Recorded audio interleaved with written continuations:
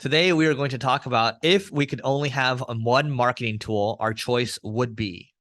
Choice would be pick any A/B testing software that you want to end up using out there.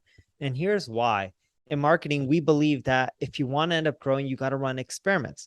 What's the best way to run experiments? It's not asking your dev team to continually make these changes for you because it's going to take forever.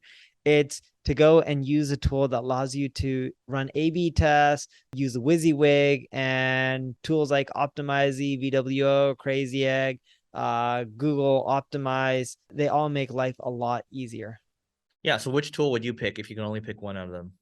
You can pick anyone. Any A/B testing tool that has a WYSIWYG is fine. It's up to you. That's personal preference.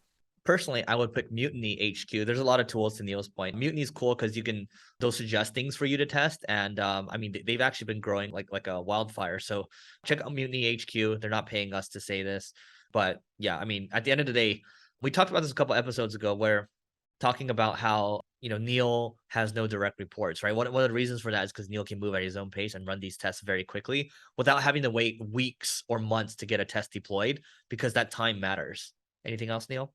No, sometimes I do wait weeks. Like I'm waiting for one that should go live tomorrow, which will be a bit more than 2 weeks, which irritates me. But nonetheless, the big purpose of this episode is you need to run experiments. And most people would have thought that we would have said an SEO tool or a pay-per-click tool.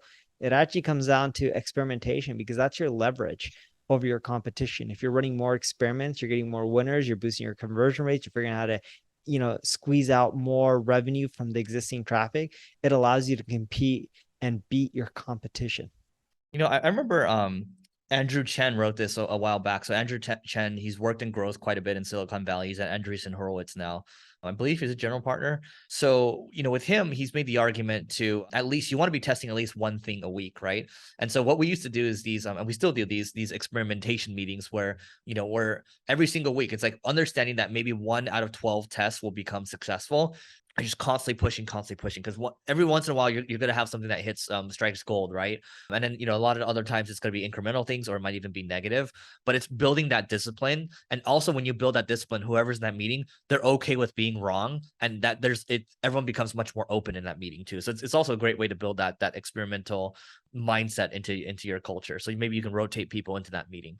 Anything else, Neil? That's it. Make sure you rate, review, and subscribe to this podcast. Bye.